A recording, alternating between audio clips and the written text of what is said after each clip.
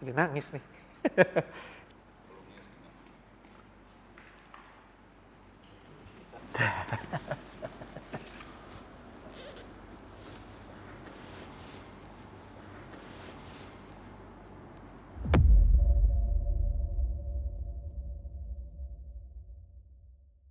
Alhamdulillah kabar baik. Di umur yang ke-20 tahun ini, kalau kabar secara keseluruhan baik. Alhamdulillah gitu. Saat ini?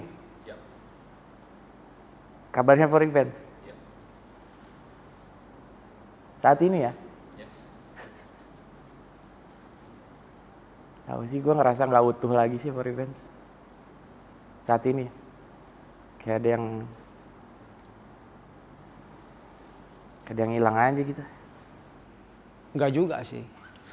Gua ada di titik itu sih, kayak gua ngehibur terus, tapi diri gua ada yang butuh dihibur tapi nggak tahu lewat mana gitu. For revenge, Bonix, Cimot, Arif, Iza, dan tim komite Patah Hati di belakangnya itu semua for revenge.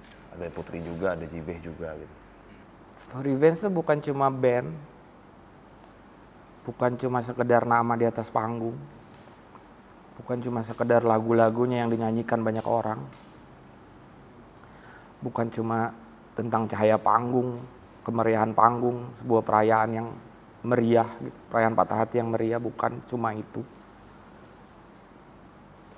Ada gua, ada Arif, ada Cimot, ada Iza yang bertumbuh di dalamnya, ada yang berdarah-darah mempertahankannya. Ada mimpi yang besar di situ. Kita bikin album dengan perjalanan itu pasti ada suka dan dukanya gitu ya.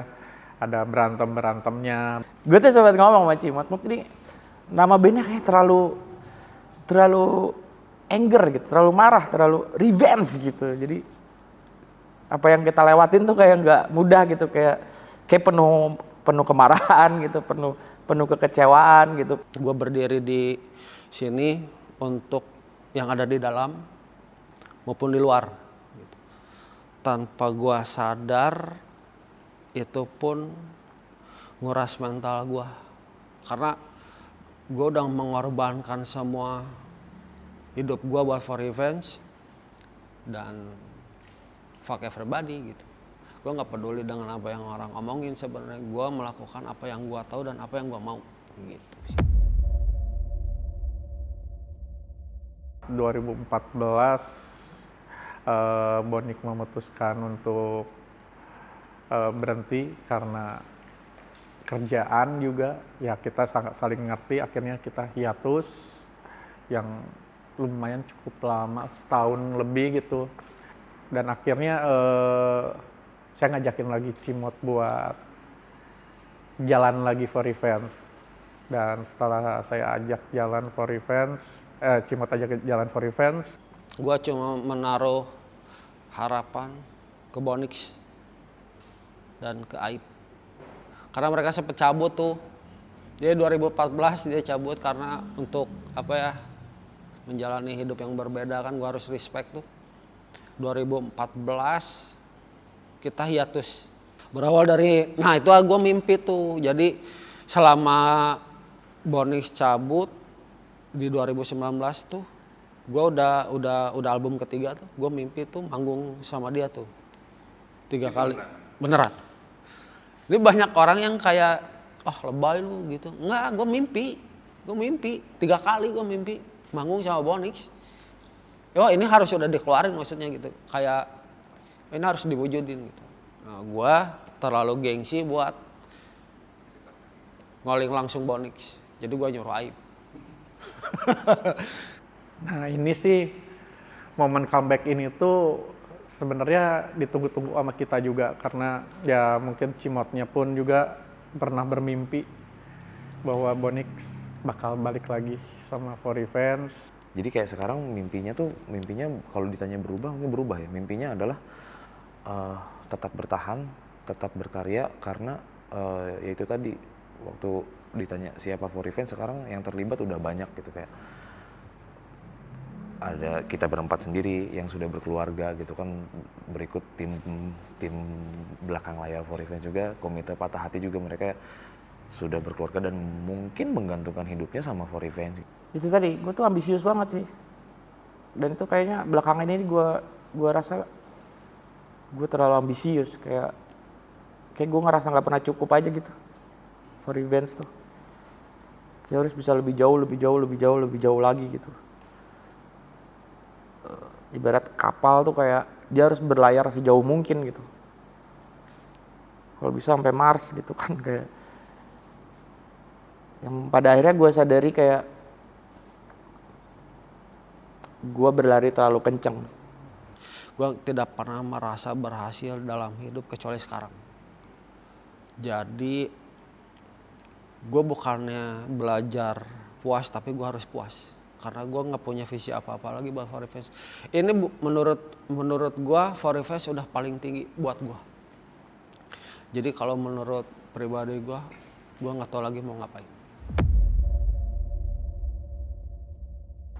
Tahu sih, gue ngerasa nggak utuh lagi sih For Revenge saat ini. Kayak ada yang hilang aja gitu. Belakangan gue manggung juga kan tanpa Cimot gitu. Berasa banget gitu. Ada sesuatu hal yang ini bukan For Revenge kayaknya gitu. Gue tuh gengsian orangnya. Cimot juga gitu sih. Cuman kayak di balik gengsinya kita berdua tuh kayak ada sesuatu hal yang kita tuh satu sama lain tuh saling sayang gitu. Gue rasain itu. Cuman gue agak susah ngungkapin aja karena gue gengsi ya. Cuman ya mau disangkal pun gue merasa sangat,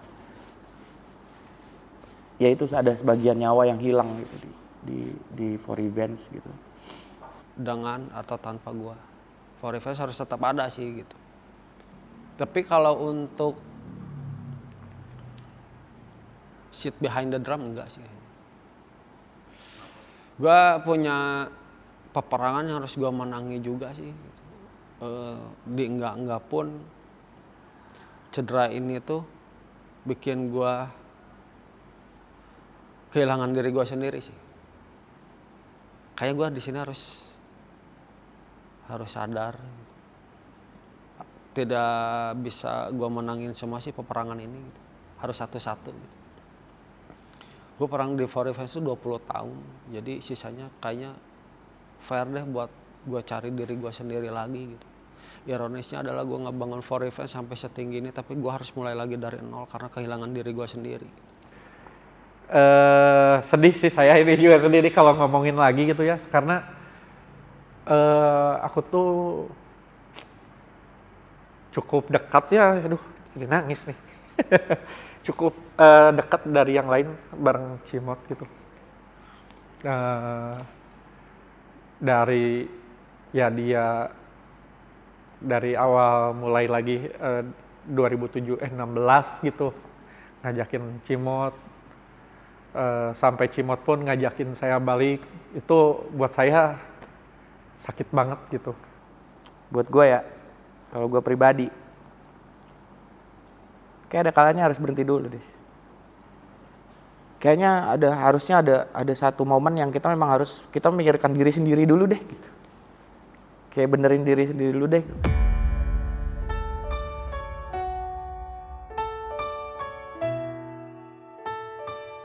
Konser Titik Sadrah ini jadi kayak kita pengen ngajak para pendengar gitu, kayak ayo sama-sama pulang ke rumahnya For Revenge, ke titik asalnya For Revenge, yaitu di Bandung, dengan tujuan ya mereka datang dari berbagai macam tempat, dari berbagai macam daerah gitu, dengan ceritanya, mungkin dengan kisah-kisahnya yang nggak bisa mereka pendem sendiri gitu kan. Mereka butuh tempat dan butuh ruang untuk meluapkan itu semua, ya itulah nanti akan di Titik Sadrah tanggal 31 Oktober itu gitu. Iya itu tadi sih buat gue ini momen gue belajar gitu. Gue tuh selalu menggaungkan perayaan Patah Hati, merayakan kehilangan gitu. Mungkin momen konser 20 tahun ini tuh jadi momen buat gue sendiri gitu. Gue pribadi untuk gimana merayakan kehilangan itu gitu. ketika For Revenge tuh usai, terus kembali ke asalnya, terus jadi dia menjelma awal yang baru gitu, menjelma jadi kupu-kupu. Harapannya sih dari konser itu For Revenge-nya Sadrah, yang nonton juga Sadrah. Sulit gitu ya untuk kehilangan di titik Sadrah ini gitu. Gue di mana sampai ikhlasnya tertinggi sih ini sih. Gitu. Jadi gue harus benar-benar rela. Sudahlah, ya sudahlah. Kali ini aku kalah gitu maksudnya.